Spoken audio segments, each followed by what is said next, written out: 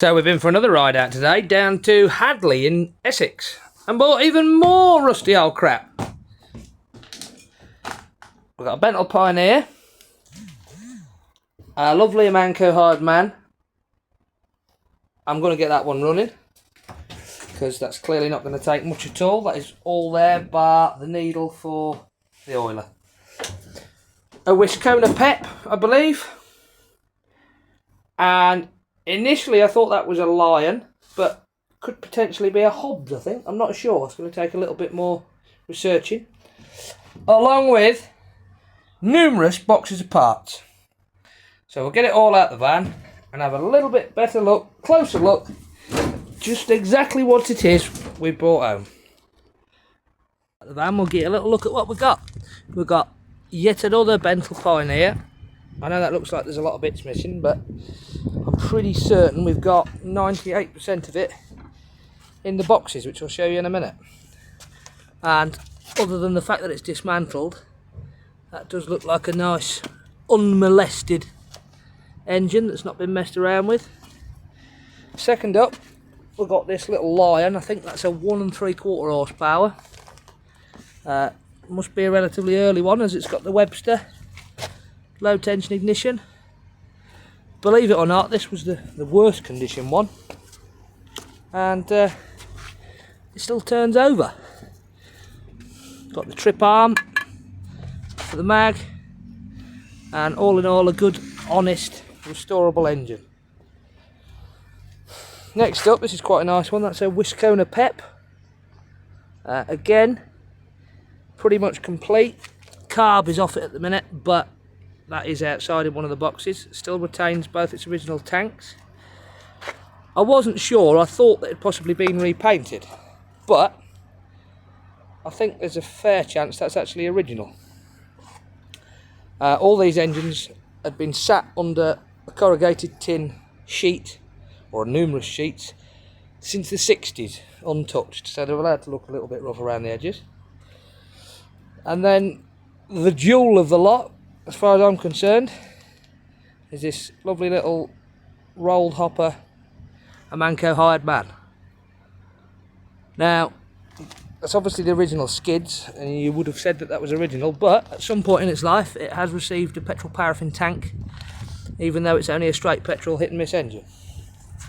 Again, despite its looks, everything is free, stiff, but it is free to turn. And the only bit that's missing from here that I've seen so far is the cap and the needle for the oiler. Other than that, that shouldn't take too much playing with at all to get that going. And hopefully, if we get a chance, we'll try and get a tune out of that in the next week or so. There was a fifth engine, which I had forgot completely about. And that is this little Amanco, I'm not sure whether that's the Pony or the Colt. It's the 4-stroke, flywheel mag, kickstart, and that's definitely a first for me. Never had one of them before. Certainly different. Let's get the nameplate. There we go. 3/4 horsepower. That was kept in the shed with some literal oily rags over it, so that is in really good order. Still has compression, turns over.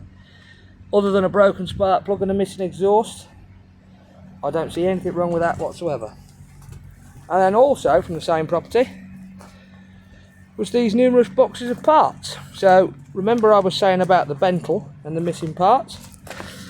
We've got the oil box, the followers, one of the other cam followers, but the most important bit, granted it's the wrong mag, but the mag bracket and the what I would class as almost unobtainable impulse gear for the mag, which is very handy to have because you're not finding another one of them.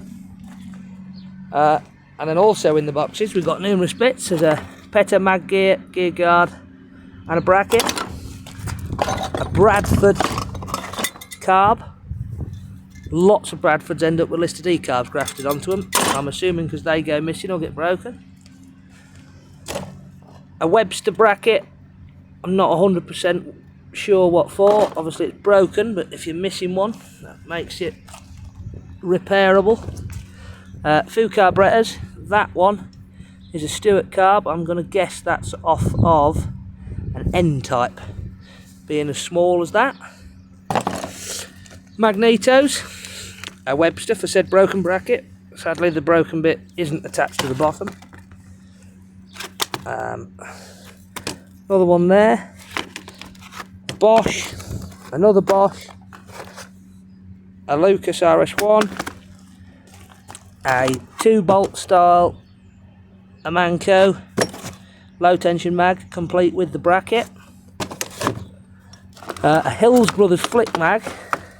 I'm not 100% sure what that's off, but going by the size of it and a couple of other things that are in the boxes, I'm going to guess it's off a Big National. Bosch flick mag, all look in relatively decent order, what been kept inside. Obviously they potentially want rewinding, you would do that anyway, but they're nice straight complete magnetos. ML on the Bentel bracket, another ML which to me looks Stewart N-type-ish, yet another Webster, that looks in good order, an ML and a Hills, and then in this little box of goodies at the end here we've got numerous oilers, including one for a Big National engine, a Ruston Hornsby HR plate, an oiler with no glass, a couple of greasers, some more Bentel parts, i.e. the valve, etc. And then there is one other oiler which I've kept somewhere else, and that is this one. And the reason I put it somewhere else, because I'm not sure whether you'll see it on camera, but in the bottom of the glass you can possibly just make out some writing, and that is Marshall's Gainsborough. So I'm guessing that's off a steam engine as opposed to a stationary engine. But if you wanted to replace that glass, I'm going to guess that's highly expensive, if not impossible to replace. So as usual, we're going to keep a couple of these and have a play with them. The rest will very shortly be on eBay and on our website. So again, as usual, make sure you go onto eBay, get us saved in your saved sellers list so that you get a notification every time we list new things.